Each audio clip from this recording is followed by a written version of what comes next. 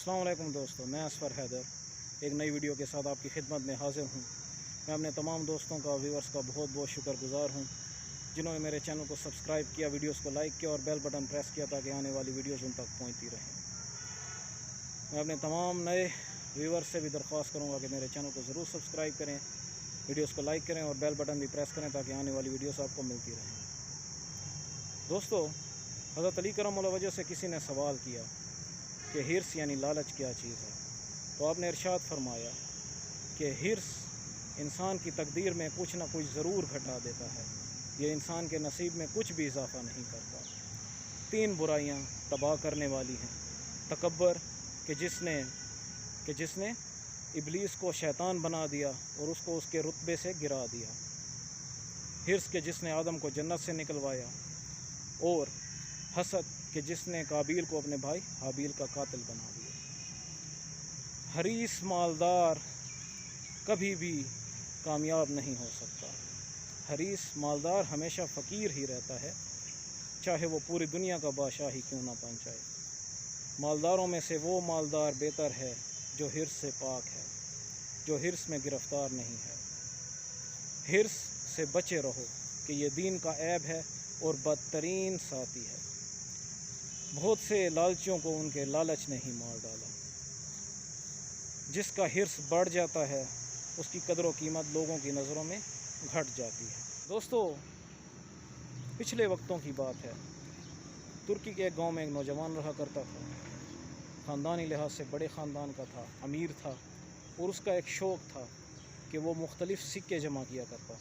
ये सिक्के सोने और चांदी के थे। अपने इस शौक़ की वजह से वो दूर दराज से सिक्के मंगवाया करता था। गर्ज़ उसके पास चमड़े की एक थैली भी थी जो वो बड़ी हिफाजत से रखता था। इन सिक्कों को उस थैली में रख कर दिन रात उसकी हिफाजत करता। सुबह सवेरे उठकर रात सोने से पहले थैली खोल कर सिक्के ज़रूर देखा करता और उसे देखकर एक अजीब खुशी महसूस होती। बहरहाल उसकी तस्कीन पूरी होती। वो बड़ी हिफाजत से इस थैली को अपने पास रखता। उसे ये खटका भी लगा रहता कि कहीं कोई चोर उचक्का इसे ना ले उड़े, कहीं ये चोरी ना हो जाए। बड़ा ख्याल किया करता। एक दिन वो किसी काम से दूसरे गांव जा रहा था। शदीद बारिश के बाद पुल पर काफ़ी फिसलन थी। चलते चलते अचानक से उसका पाँव फिसला और वो पानी में जा गिरा। पानी बहुत तेज़ बह रहा था। हाथ पाँव मारते मारते जब इसने अपने आप को संभाला और एक किनारे पर आकर लगा, थोड़ी देर बाद जब इसने अपनी चीज़ों को समेटना शुरू किया तो उसमें इसे एहसास हुआ कि थैली मौजूद नहीं। इसके तो हाथ पाँव ही फूल गए। बड़ा परेशान हुआ, बड़ा ढूंढा, लेकिन क्या कर सकता, पानी बहुत तेज़ था और न जाने थैली बहकर कहाँ की कहाँ पहुँच गई होती। गरज ये कि बेचारा बड़ा परेशान गांव में लौटा। घर वालों ने जब पूछा, इसे तसल्ली दी, मगर इसे एक भी तसल्ली काम ना आई। गरज पूरे गांव में ऐलान कराया और आसपास के इलाकों में भी मनादी की गई कि फ़लाँ शख्स की, फ़लाँ लड़के की एक कीमती थैली जो कि सिक्कों से भरी हुई थी गुम हो गई है और तलाश करने वाले को तकरीबन 20 सिक्के चांदी के इनाम दिए जाएंगे और एक और भी बड़ा इनाम दिया जाएगा। बहरहाल काफ़ी अरसा गुज़र गया और कोई भी वो सिक्के लेकर इसके पास ना आया। एक दिन ये काम से कहीं जा रहा था तो गांव के आखिरी सिरे पर इसे एक किसान मिला। किसान बड़ा गरीब था। उसने जब इसे देखा और पूछा कि फ़लाँ शख्स कौन है, तो इसने कहा कि वो मैं हूँ। इसने कहा कि भाई, मैंने ऐलान सुना था, फ़लाँ जगह पर मेरा गांव है, मैं नहर से खेतों के लिए पानी निकाल रहा था कि वहाँ पर मुझे ये थैली पड़ी मिली है।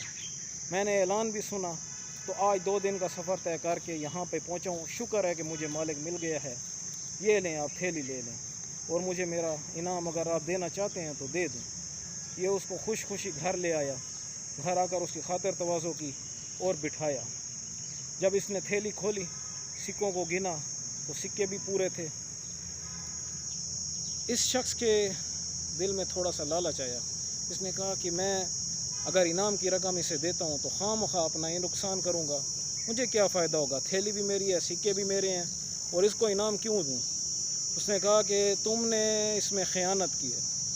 वो किसान परेशान हो। उसने कहा, मैंने तो इस थैली को खोल के भी नहीं देखा, बस मुझे मिली और मैं आपके पास ले आया हूँ। बहरहाल उसने कहा नहीं, इसमें मुर्ग़ के अंडे के हुजम का ایک موتی تھا جو تم نے چرا لیا ہے، یا تو وہ مجھے موتی واپس کر دو، نہیں تو میں تمہیں اس زمانے کی پولیس کے حوالے کرتا ہوں۔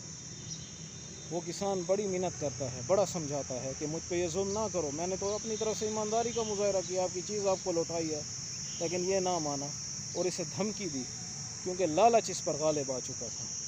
یہ اس کو لے کر اس زمانے کے قاضی کے پاس گیا۔ قاضی صاحب انصاف پسند تھا۔ قاضی نے پوری توجہ سے پہلے اس کی بات سنی، پھر کسان سے رودات سنی۔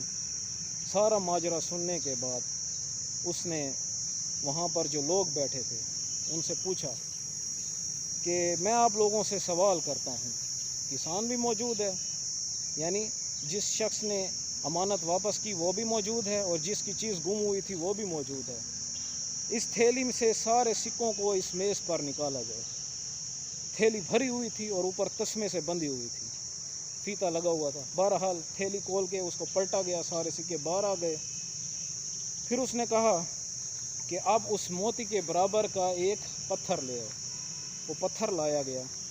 کسان وہ پتھر اس نے دکھایا اس نوجوان کو کہ اتنا ہی بڑا سونے کا، اتنا ہی بڑا وہ موتی تھا؟ تو اس نے کہا ہاں۔